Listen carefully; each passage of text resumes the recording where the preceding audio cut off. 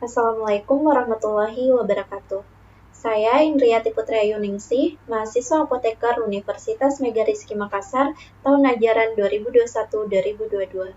Pada video kali ini, saya akan membahas sedikit mengenai obat, mulai dari apa itu obat, kemudian yang terkait dengan rute penggunaan obat, bentuk sediaan, dan cara pemberian obat. Oke, saya akan mulai dari pengertian obat itu sendiri.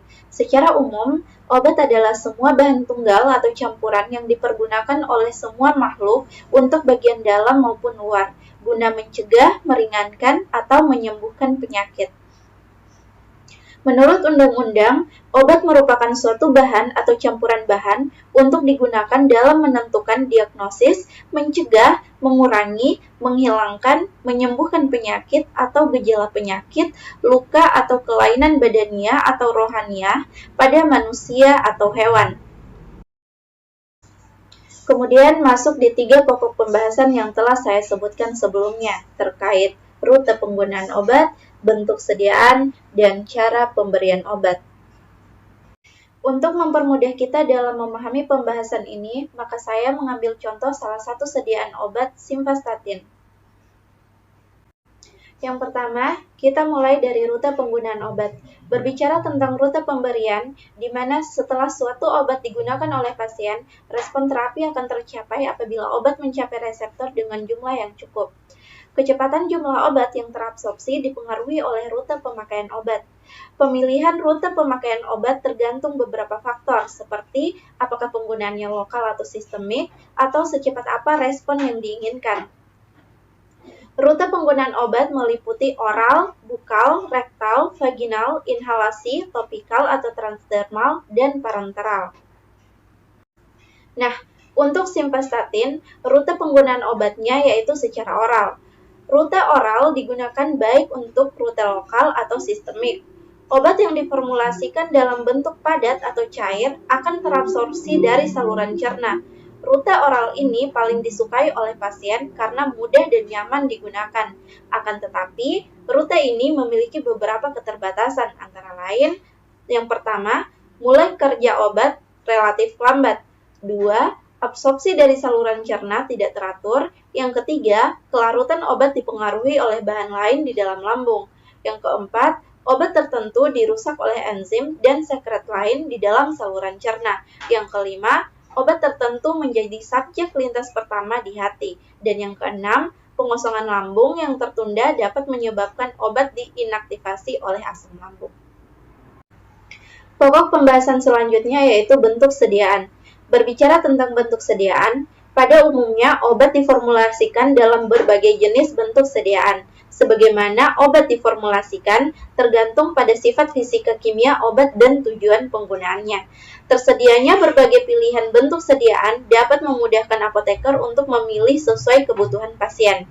Beberapa bentuk sediaan diantaranya yaitu aerosol, cairan oral, eliksir, emulsi, tablet, granul, krim, kapsul, dan lain-lain. Nah, obat simvastatin ini bentuk sediaannya yaitu tablet.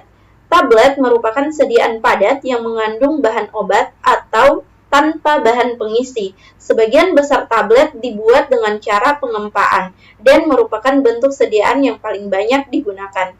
Tablet dapat dibuat dengan berbagai ukuran dan bentuk, diantaranya yaitu bentuk silinder, kubus, batang, atau cakram, serta bentuk seperti telur atau garis peluru. Kemudian, pokok pembahasan terakhir yaitu cara pemberian obat. Dalam hal ini yaitu obat simvastatin. Obat simvastatin ini merupakan suatu obat yang biasa kita kenal sebagai obat kolesterol golongan statin atau golongan HMG-CoA reduktase inhibitor. Waktu minum obat statin yaitu pada malam hari dengan dosis 001, yang artinya diminum 1 kali sehari pada malam hari.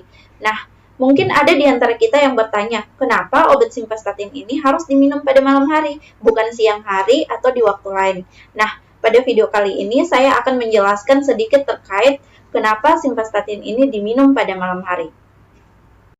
Pertama, simvastatin merupakan first line untuk pengobatan kolesterol karena mampu bekerja di berbagai tipe lemak, di mana dia bisa menurunkan LDL, menurunkan trigliserida, dan meningkatkan HDL. Tapi potensi terbesar dari simvastatin ini yaitu menurunkan LDL, atau istilahnya yang paling poten menurunkan LDL.